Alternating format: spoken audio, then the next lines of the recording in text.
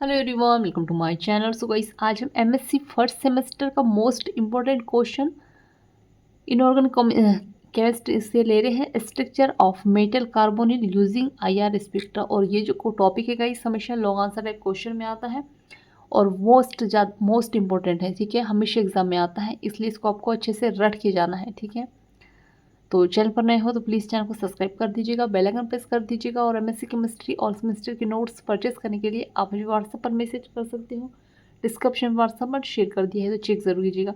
चलिए देखते हैं मेटल कार्बोनेट के स्ट्रक्चर को समझने के लिए। ठीक है, क्या कह रहा है कि जो मेटल कार्बोनिल के स्ट्रक्चर को समझने के लिए आईआर स्पेक्ट्रा या वाइब्रेशन स्पेक्ट्रा की स्टडी करते हैं। तो मेटल कार्बोनिल की स्टडी को समझने के लिए क्या करना पड़ता है, आईआर स्पेक्ट्रा या वाइब्रेशन स्पेक्ट्रा की स्टडी करते हैं। हमने देखा है कि जो MCO बॉन्ड मेटल और कार्बोनेट में जो CO लिगेंड मेटल को लोन पेयर डोनेट से बॉन्ड बनाता है, तथा जो मेटल अपने फील्ड ऑर्बिटल के इलेक्ट्रॉन को कार्बोनेट के पाई स्टार ऑर्बिटल में बैक डोनेशन से पार्टियली बॉन्ड फॉर्म करता है। अब देखिएगा, इस टॉपिक को आप तभी समझ पाएंगे जब आप क्या पढ़ेंगे, ये वाला structure and bonding of metal carbonate. और ये वाला टॉपिक आपको जस्ट, ये जो आप वीडियो देख रहे हो इसके जस्ट नीचे मिलेगा। ठीक है, तो उस टॉपिक को अगर आप पढ़ लेते हो, वो भी काफ़ी ज़्यादा इंपॉर्टेंट है, हमेशा एग्जाम में आता है। उसको अगर आप पढ़ लोगे तो ये आपको समझने में काफ़ी ईजी आएगा। आ रहा है समझ में?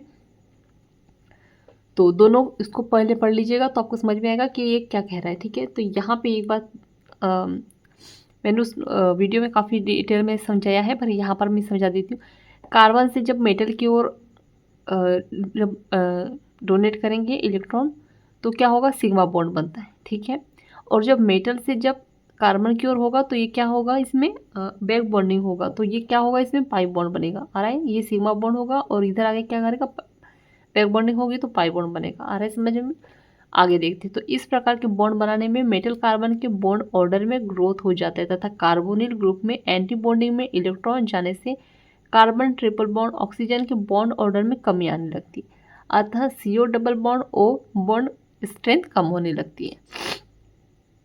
फिर है आगे कि metal carbon bond strength back bonding के कारण स्ट्रॉन्ग होने लगता है। जब देखिएगा, जब बॉन्ड में जब मेटल और कार्बन के बीच में जब बैक बॉन्डिंग होगी तो क्या होगा, जो बॉन्ड होगा वो क्या होगा, स्ट्रॉन्ग होने लगेगा। चूँकि जो CO एक पाई एक्सेप्टर लिगेंड है, सो यह मेटल से इलेक्ट्रॉन को बैक बॉन्डिंग द्वारा ले सकता है। ठीक है, क्या होगा, मेटल से इलेक्ट्रॉन को लेने से क्या होगा, बैक बॉन्डिंग हो सकता है। ठीक है, अब इन सारे स्टेटमेंट को सेटिस्फाई करने के लिए हमें वाइब्रेशनल डाटा ऑफ CO की स्टडी करते हैं, जिसमें क्या होता है, carbon triple bond oxygen free होता है, व्यू 2143 सेंटीमीटर होगा, जो स्ट्रेचिंग फ्रीक्वेंसी देता है। अब मेटल और कार्बन ट्रिपल बॉन्ड ऑक्सीजन की इसमें होती है टर्मिनल 200 सेंटीमीटर -1, और ये होगा मिलकर क्या 1856 सेंटीमीटर -1। इन दोनों डाटा को समझने में आता है कि जब CO फ्री या तब इसकी स्ट्रेचिंग फ्रीक्वेंसी का मान ज़्यादा, अर्थात CO ट्रिपल बॉन्ड O का बॉन्ड स्ट्रेंथ ज़्यादा होगा। फिर आगे देखते हैं, परंतु जब मेटल के साथ CO का बॉन्ड बनता है तब मेटल बैक डोनेटिंग करता है, तब मेटल और कार्बन के बीच पार्टियली डबल बॉन्ड बनता है, तथा C carbon triple bond O के साथ बॉन्ड स्ट्रेंथ कम होता है, क्योंकि मेटल के इलेक्ट्रॉन CO के पाई स्टार ऑर्बिटल में भरते हैं, जो बॉन्ड ऑर्डर को कम करता है। और कंपाउंड ये इस तरह से होते हैं, देखिएगा, मेटल कार्बन का और CO का ऑक्सीजन का। आ रहा है समझ में? इसका स्क्रीनशॉट ले लीजिएगा।